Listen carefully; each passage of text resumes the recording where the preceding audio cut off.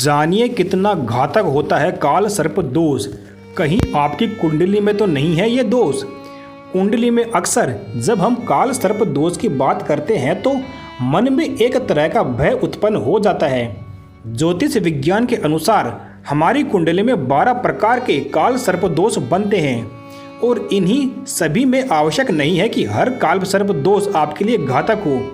कुछ काल सर्प दोष ऐसे होते हैं जिनसे जातकों को सकारात्मक परिणाम मिलते हैं, लेकिन यह राहु केतु की स्थिति पर भी निर्भर करता है।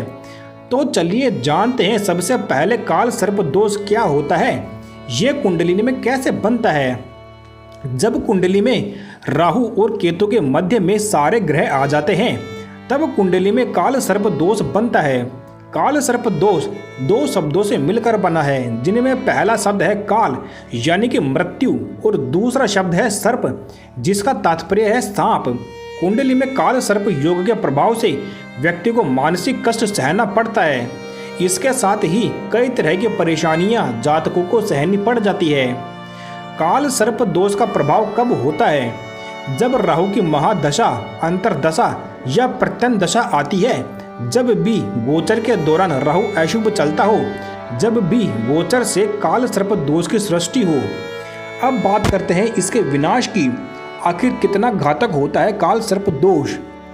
मानसिक और शारीरिक कष्ट सहन करना पड़ता है, पैतृक संपत्ति नष्ट हो जाती है, भाई बंधुओं से धोखा मिलने की संभावना रहती है, संतान को किसी तरह का कष्ट होता है, शत्रुओं से निरंतर भय बना रहता है, बुरे सपने और अनिद्रा रोग की समस्या का सामना करना पड़ सकता है, कोर्ट कचहरी का सामना करना पड़ सकता है।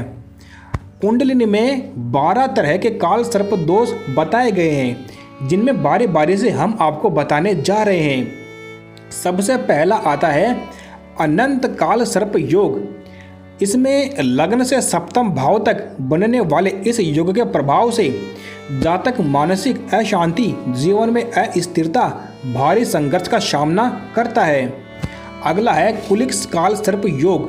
द्वितीय से अष्टम स्थान तक पड़ने वाले इस योग के कारण जातक कटुभाषी होता है। कहीं ना कहीं उसे पारिवारिक कलह का सामना करना पड़ता है, किंतु राहु बलवान हो तो आकस्मिक धन प्राप्ति के योग भी बन जाते हैं। अगला बात करें तो वो है वासुकी काल सर्प योग। ये योग तृतीय से नवम भाग के मध्य में बनता है, जिसके प्रभाव स्वरूप भाई बहनों से मनमुटाव, साहस पराक्रम में वृद्धि और कार्य व्यापार में बड़ी सफलता के लिए कठोर संघर्ष करना पड़ सकता है। अगला बात करें तो वो है शंखपाल काल सर्प योग। ये योग चतुर्थ से दशम भाव के मध्य निर्मित होता है। इसके प्रभाव से मानसिक अशांति, मित्रों और संबंधियों से धोखा मिलने का योग रहता है। शिक्षा प्रतियोगिता परीक्षा में कठोर संघर्ष करना पड़ सकता है। अगला बात करें तो वह है पद्म काल सर्प योग। पंचम से एकादश भाव में राहु केतु होने से ये योग बनता है। इसके कारण संतान सुख में कमी और मित्रता संबंधियों में विश्वासघात होने की संभावना रहती है। अगला बात करें तो वह है महापद्म काल सर्प योग। छठे से लेकर 12वें भाव तक पड़ने वाले योग में जातक ऋण, रोग और शत्रुओं से परेशान रहता है। कार्य क्षेत्र में शत्रु हमेशा षड्यंत्र करने में लगे रहते हैं, उसे अपने ही लोग नीचा दिखाने में लगे रहते हैं। अगला बात करें तो वह है तक्षक काल सर्प योग। सप्तम से लगन तक राहु केतु के मध्य पड़ने वाले इस योग के प्रभाव स्वरूप जातक का दाम्पत्य जीवन कष्ट में आ जाता है, स्वास्थ्य पर भी विपरीत प्रभाव पड़ता है। अगला बात करें तो वह है कर्कोटक काल सर्प योग। अष्टम भाव से द्वितीय भाव तक के योग में जातक आर्थिक हानि, अधिकारियों से मनमुटाव और प्रेत बाधाओं का सामना करता है।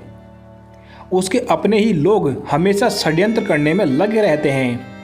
अगला है शंखनाद काल सर्प योग।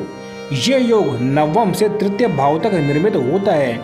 इस योग के प्रभाव स्वरूप कार्य बाधा, अधिकारियों से मनमुटाव, कोर्ट कचहरी के चक्कर और अधिकाधिक विदेशी प्रवास और यात्राएं करने के योग बनते रहते हैं। इसके बाद में अगला आता है पातक काल सर्प योग।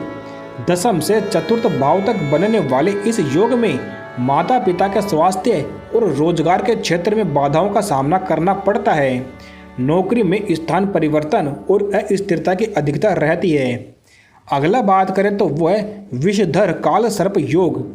11वें भाव से लेकर 5वें भाव तक के मध्य राहु केतु के अंदर पड़ने वाले ग्रहों के द्वारा यह योग निर्मित होता है।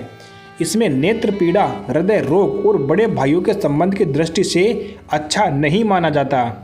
इसके बाद में अगला आता है शेष नाग काल सर्प योग। 12 से लेकर 6ठे भाव तक के मध्य पड़ने वाले इस योग के प्रभाव स्वरूप जातक को नेत्र विकार और कोर्ट कचहरी के मामलों में चक्कर लगाने पड़ सकते हैं। तो ये जो हमने आपको 8-10 काल से जो काल सर्प योग होता है, इनके प्रकार हमने आपको बताए हैं। आप पंडित जी से विचार करके कुंडली दिखवा करके आप पता कर सकते हैं कि आपको कौन सा काल सर्प दोष है और फिर उसी के अनुसार इनकी उपाय भी होते हैं। तो ऐसे ही और जानकारियाँ प्राप्त करने के लिए चैनल को सब्सक्राइब करें। धन्यवाद।